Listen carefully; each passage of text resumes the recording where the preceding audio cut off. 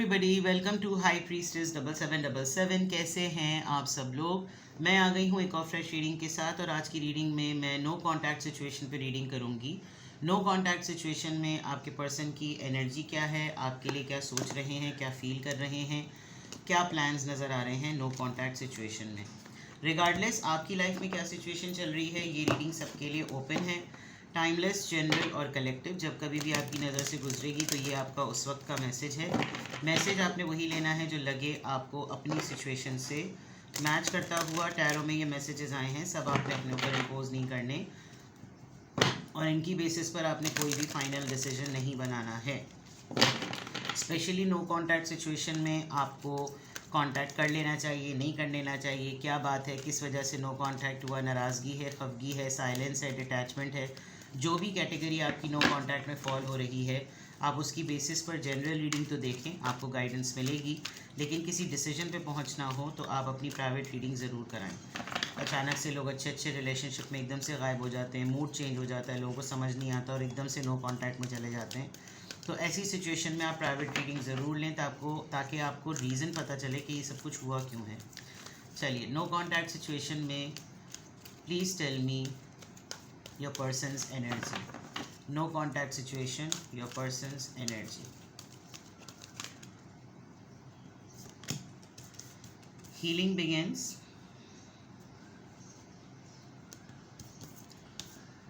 Well deserved reward. Number 6 and number 9. आप दोनों के परसेप्शन में डिफरेंस आ रहा है. And shine. All right. पता नहीं आप दोनों में से किसी एक ने, आपका भी ऐसा लग रहा है, आप हो सकता है आपने भी ऐसा किया हो, ऐसा लग रहा है कि कोई आप दोनों में से कोई एक जो है वो इस बात को अंडरस्टैंड कर रहा है कि मैं जो हूँ ना वो राइटली हैंडल नहीं हो रहा, यानी कि मैं जो डिज़र्व करता हूँ, मेरे जो स्टैंडर्ड्स हैं, मुझे दिखाया कुछ और ट्रीट कुछ और किया है। एक बात। दूसरा, शायद आप दोनों जब एक दूसरे के साथ रिलेशनशिप में आए हों तो हो सकता है दोनों में से कोई एक बड़े ट्रॉमेटिक फेज़ में हो, पास्ट के रिलेशनशिप ने कोई मसला किया हो, और अब ऐसा लग रहा है कि जैसे इस रिश्ते में आने के बाद चीज़ें आहिस्ता आहिस्ता सेटल हो गई थी, चीज़ें आहिस्ता आहिस्ता ठीक हो गई थी, और जब वो ठीक हो गई तो फिर ये हुआ जनाब कि अब तो मुझे शायद इसकी ज़रूरत नहीं है, अब तो सेटल है लाइफ, अब तो जो दिल में आए, जिस तरह से भी दिल में आए वैसा करो। अच्छा, सिमिलरली ऐसा लग रहा है कि जैसे आपके पार्टनर को भी एहसास हो रहा है कि मुझे फिट एंड फील नहीं होता, और मैं इस तरह की पार्टनरशिप एक्सपेक्ट नहीं करता कि कोई अपने पास्ट में से निकले ही ना, और मैं कोई डॉक्टर थोड़ी हूँ जो मैं इसको हर वक्त हीलिंग पे ही रखे रहूँ, जबकि किसी एक की हीलिंग स्टार्ट हो गई है। मेरे ख़्याल में आप दोनों जो नो कांटेक्ट में आए हैं, आप दोनों का रिश्ता ऐसा लग रहा है जैसे बहुत जल्दी शुरू हुआ और बहुत जल्दी ख़त्म हो गया, बिकॉज़ दोनों को वो चीज़ नहीं मिल रही एक दूसरे में जो डेस्परेटली आपको एक पार्टनर में, एक कंपेनियन में चाहिए है। आपके अपने कुछ गोल्स हैं, उनके अपने कुछ गोल्स हैं। आप जिन बातों पर हर्ट थे वो आप सेट हो गए, वो उनको जो अचीव करना था उन्होंने अचीव कर लिया, और अब सब अपनी अपनी राहों में चल पड़े हैं। But career point of view से, वर्ल्ड की मटीरियलिस्टिक पॉइंट ऑफ व्यू से, अपॉर्चुनिटीज़ पॉइंट ऑफ व्यू से, you both are doing very well. तो इतना ज़्यादा शायद आप दोनों को एक दूसरे की डिटैचमेंट में रहते हुए ख़याल नहीं हो रहा होगा कि हम लोग अपनी अपनी दुनिया में मस्त हो गए हैं, और हैरत है कि एक दूसरे के लिए कंसर्न नहीं नज़र आ रहे। तो नो कांटेक्ट सिचुएशन में जितनी जल्दी ये चीज़ शुरू हुई है, ऐसा लग रहा है उतनी जल्दी ही ख़त्म हो गई। बमुश्किल 1-1.5 साल तक आप लोगों का अफेयर और मामलात रहे, और उसके बाद दोनों अपनी अपनी जगह पर काफ़ी वेल सेटल्ड नज़र आ रहे हैं। देयर कुड बी सर्टेन ऐसी चीज़ें कि जैसे किसी चीज़ पर से पर्दा हटता है, और जब आप एक और सिनेरियो ये भी हो सकता है कि जब आप मुकम्मल तौर पर सेटल हो गए मेंटली और दिल से, और अब आपको लगा कि अब मैं जो हूँ वो इस पोजीशन में हूँ कि अब मैं अपनी तरफ से बहुत ज़्यादा कंट्रीब्यूट कर सकूँ इस रिश्ते के अंदर, तो ऑटोमेटिकली आपको लगा कि नहीं, ये तो अब यहाँ मौजूद ही नहीं है, ये तो पता नहीं कहाँ पर अपने किन गोल्स को अचीव करने के लिए निकल गए हैं, इनका समझ ही नहीं आ रहा, इनका मूड बदल गया है, और पहले तो ऐसा होता था, पता नहीं इनको क्या हो गया है, मुझे समझ नहीं आ रही बात। और उधर उनकी ऑब्जर्वेशन उनके अपने पॉइंट ऑफ व्यू से है। उनको लग रहा है कि जैसे आपने इनको सिर्फ यूज़ किया अपने मेंटल हेल्थ को सही करने के लिए, अपने पुराने दुख को बुलाने के लिए, और आपने इनकी प्रेजेंस को वैल्यू नहीं किया। तो इन्होंने आपको इसलिए अभी आप लोग नो कांटेक्ट में चले गए हैं कि ठीक है, फिर जो अपने करियर में अपनी लाइफ में जो करना है करो, और उसी को करके अगर खुश हो तो सही है। तो ये अभी तक तो मैं ये देख सकती हूँ कि नो कांटेक्ट सिचुएशन में ऐसा लग रहा है कि आप दोनों के दरमियान कोई मिसअंडरस्टैंडिंग हुई है, और उस मिसअंडरस्टैंडिंग में आप दोनों ने एक दूसरे के साथ कम्युनिकेशन को बंद कर दिया है, जिसकी वजह से दोनों को अपना अपना परसेप्शन गलत नहीं लग रहा, और अपनी कोई सेल्फ एजम्पशन पर आप दोनों ने कोई बात तय कर ली है। नो कांटेक्ट सिचुएशन में हो सकता है ये आपके स्पाउस हों, और ये जो कर्टन हट के किसी हकीकत को खुलने की बात थी, शादी में ही रहते हुए आपको कोई ऐसी बात पता चली कि आपके पर्सन कहीं अफेयर में इन्वॉल्व हैं, स्पाउस आपके, और शादी की बात कही थी मुझसे, लेकिन उसके बाद मुझसे मेरे साथ फ्लर्ट ज़्यादा किया इन्होंने, और सिर्फ अपने टाइम के लिए, अपने मज़े के लिए, और सीरियस बात पर नहीं आते। बात शादी से शुरू होकर सिर्फ अफेयर और फ्लर्ट तक ही रह गई है। डिसेप्शन, ये एक काइंड ऑफ अ चीटिंग हुई है, एक काइंड ऑफ अ फरेब। आपको वाकई इनको थर्ड पार्टी इन्वॉल्वमेंट में आप नज़र आए हैं। आपको ऐसा लगा कि या तो इन्होंने ये बात आपसे छुपाई हुई थी कि ये मैरिड हैं, या इन्होंने आपके सामने दुखड़े रोए होंगे, मेरी बीवी या मेरा शौहर बहुत ही जालिम है, जुल्म करते हैं मुझ पर, मेरी उनके साथ बनती नहीं है, और इसी वजह से मैं जो हूँ वो थोड़े सुकून के लिए मैंने आपसे दोस्ती की है, आपसे बातचीत की है, मुझे अच्छा लगता है, एंड यू आर फलाना, यू आर ढमकाना, but you are not observing consistency in it. आपको ऐसा लग रहा है कि नहीं, आपको कोई ना कोई एक एंजल चाइल्ड कोई गाइड करता है, और आपने कुछ खुली आंखों से भी कुछ खुद ब खुद देखा है। आपके सामने कोई हकीकत रिवील ज़रूर हुई है अपने आप के ट्रीटमेंट को लेकर, अपने आप के बिहेवियर को लेकर, इनके साथ, इनका बिहेवियर आपके साथ, इनका ट्रीटमेंट आपके साथ, और आपको उसमें फरेब नज़र आया है। रिकन्सिलिएशन, अगर तो ये हो जाता है तो बहुत बड़ी बात है।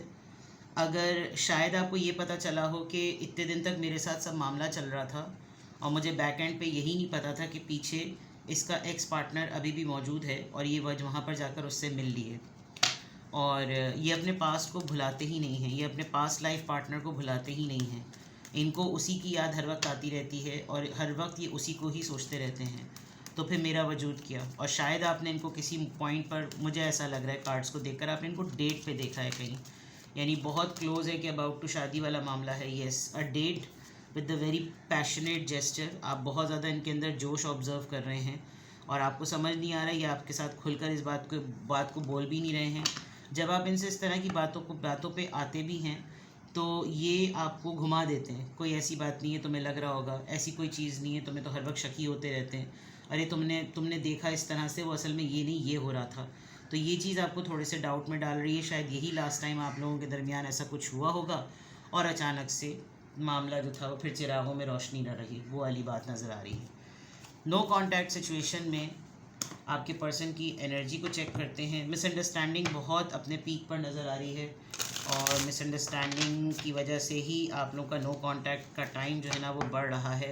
कुछ विटनेसेस, कुछ एविडेंसेस आपके पास बहुत सॉलिड हैं, लेकिन वही वाली बात है, जब अपने अपने परसेप्शन से आप दोनों एक दूसरे के नोट पर इतने सीरियस ही नहीं हैं, तो शायद इसका मिसअंडरस्टैंडिंग को कम्युनिकेट करने का ऑप्शन बनता नहीं है, क्योंकि ऐसा लग रहा है कि जब इतना सीरियसनेस है ही नहीं रिश्ते में, तो फिर बोल के भी क्या फ़ायदा।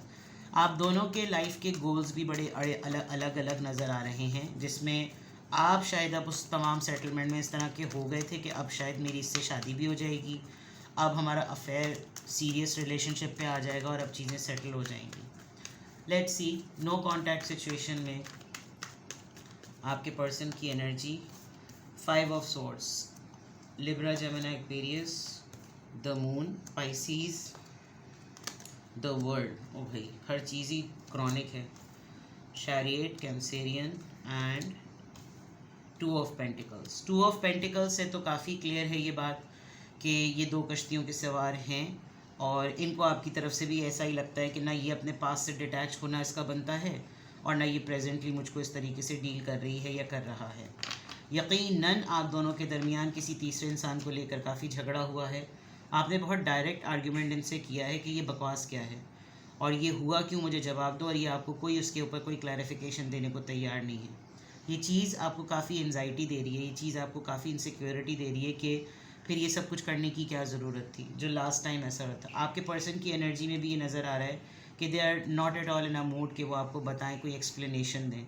इनफैक्ट अगर ये किसी दूसरी जगह पर रहते हैं तो ये वहाँ पर ट्रैवल भी कर गए हैं और इन्होंने आपको बिल्कुल ही शट अप कॉल दे दी और बिल्कुल क्लोजर बंद कर दिया कि जैसे डेडलॉक आ गया आप दोनों के दरमियान। आपको समझ नहीं आ रहा कि मैं इससे कांटेक्ट कैसे करूं, ब्लॉक कर दिया है, नंबर चेंज कर दिया है, सोर्सेज बंद कर दिए, क्या हुआ है। आपको जाना पड़ गया अपनी जगह पे, अपने होम टाउन पे वापस, और आप दोनों के दरमियान ठीक ठाक कम्युनिकेशन गैप आ गया है। और नो कॉन्टैक्ट सिचुएशन में they are not at all willing कि अगर बात करनी है तो अकेले बात करो, आड़े टेढ़े लोगों को अपने साथ लाने की ज़रूरत नहीं है। मैंने शुरू में ही कहा कि आपका और इनका परसेप्शन बहुत अलग अलग नज़र आ रहा है।